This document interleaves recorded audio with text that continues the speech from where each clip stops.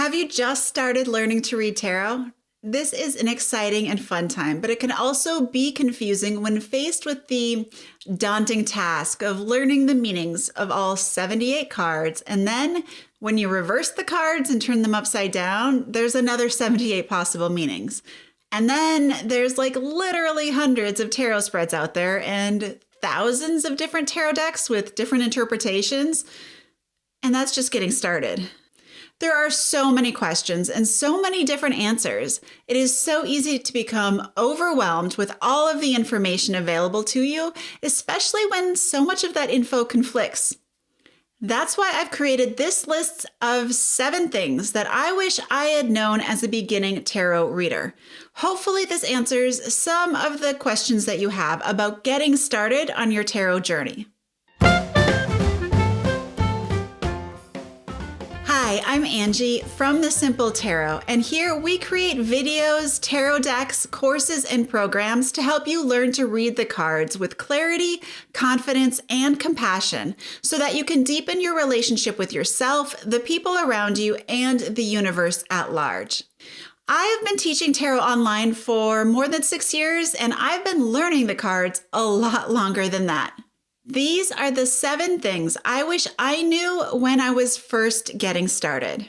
Number 1, you don't need to memorize anything. I know that this one is going to be the hardest to believe, but you really don't need to memorize anything. One of the things I hear most frequently from people new to tarot reading is that they don't really feel like they can start doing tarot readings until they learn the meaning of every single card. They're trying to squash all that information into their heads before taking the leap into reading. But here's the secret. There are no rules to say you can't look up the meaning of a card or use a tarot cheat sheet. Just like this one we have happened to create it, and it's totally free, so you can get it there or at the link down in the description.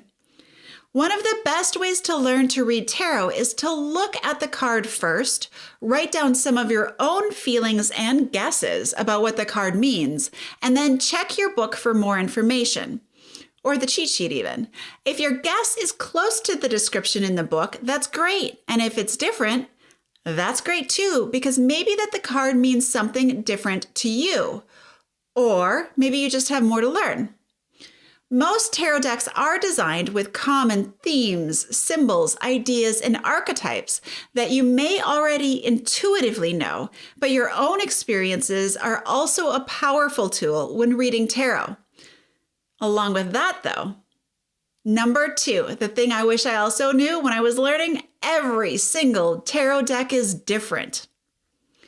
Most people start their tarot journey because they discovered a deck full of art that they appreciate and resonate with and just frankly love. And most often, these decks are based on the Rider-Waite-Smith tradition. Although there are other decks such as the Tarot of Marseille and the Thoth Tarot decks that you may also find appealing.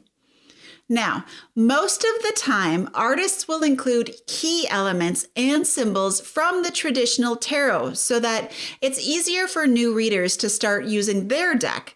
But each and every artist puts their own spin on how they have interpreted these cards.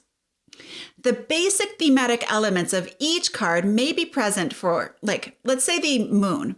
The moon card generally has 2 dog-like animals looking at a moon near a river in between 2 columns. But the artist might change the type of animal, the number of animals, or even leave them out completely. So when you look at the card in a new tarot deck, it may seem contradictory to the traditional meaning because you've learned the visual clues that you are used to reading in that card are missing or different. And this is where your intuition, knowing the archetypical meanings for the cards, the symbols, and reading any information that the artist has provided in their little handy guidebook, that's going to help you understand each new card, each new deck better. You may even resonate more with the artist's interpretation of the card than you do with the traditional meaning. And believe me, once you start learning tarot and exploring the cards this way, you're going to be falling in love with different tarot decks and your collection will grow in time. In fact, I almost think that was another thing I knew way back then, just how easy it is to collect a crazy number of tarot decks. Number 3, you don't need to read for divination. There is a common misconception that tarot reading is all about looking into the future or into the past for answers, but not everyone who reads tarot is interested in using the cards for divination. Some other ways you might use tarot in your life could be maybe for creativity, like you're an artist or a writer who is looking for inspiration. Pulling a card and trying to come up with a story for the image is a really great way to get your creative juices flowing. Or maybe for self-reflection. The images and themes on tarot cards are pretty universal, so pulling a card each day and reflecting on how it makes you feel or the emotions and memories it brings up can be an incredibly powerful self-reflection tool. And maybe you just read for fun. Tarot reading doesn't have to be anything that you don't want it to be. So if you are just interested in learning the cards for fun, that's totally okay too. You might just like the art or the stories behind the cards or impressing people at parties. Hey, so long as you're enjoying yourself and having fun with it, that's all that really matters. Number 4, you don't need to be psychic to read the cards. New tarot readers often feel like they can't really be real tarot readers if they aren't gifted with some sort of extrasensory perception or psychic abilities. Now, once again, this all comes down to deciding how you want to use tarot in your life. Tarot cards are simply a set of artistic representations of archetypes, symbols, and themes that anyone can learn. The thoughts and feelings that you get when looking at a card are what's really important. So tarot reading is about listening to your inner voice and strengthening your intuition, and then using that information to inform your decisions and your choices, your actions. So call it intuition, call it magic, call it whatever you want. Your way of reading the cards is going to be unique to you, and that is totally the point.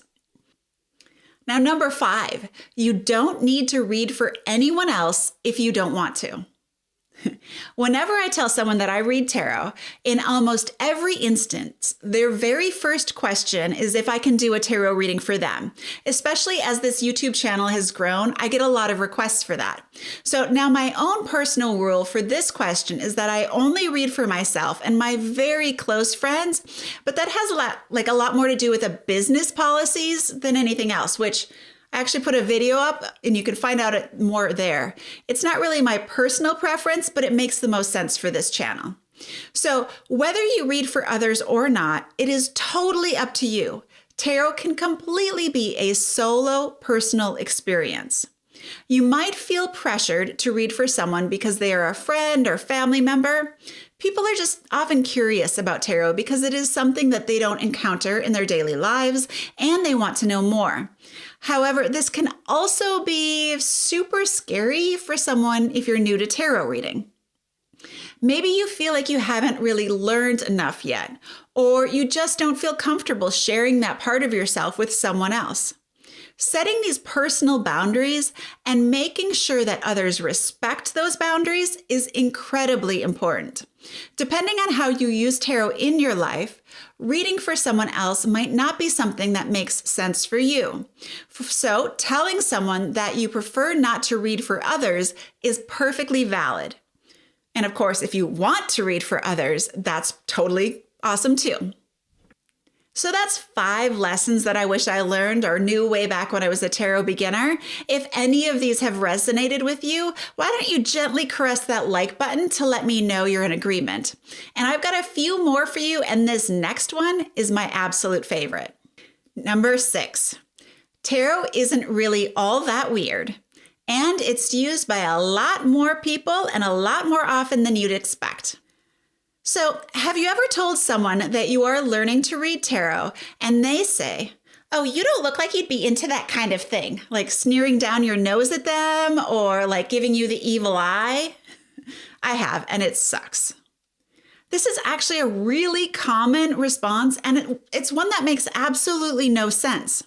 For some reason, people think you must be a witch, an occult practitioner, or a New Age hippie, or some devil worshiper to be interested in the cards, and that's bullshit. This is usually tied to the idea that everyone who reads tarot is or wants to be psychic or magical or anti-religious in some way. But as we have discussed, tarot isn't used just for divination. People use tarot for all sorts of different purposes, and anyway, each way you use the cards, it's all equally valid. Just like every person who knits isn't someone's grandmother, there's no one type of person who reads tarot. So maybe you're a psychologist using the cards to really open up conversations with a client. Or you're a writer like me using tarot to get new character ideas or plot points, or just someone who finds it interesting and fun. There's no one type of person who is drawn to the tarot. And let me tell you, once you become public with the fact that you are reading tarot cards or learning the cards, all of your friends who are tarot lovers or at least tarot curious, they're going to come out of the closet and ask you for readings, just like I mentioned before. And number 7, my second favorite one, I think, you will never stop learning.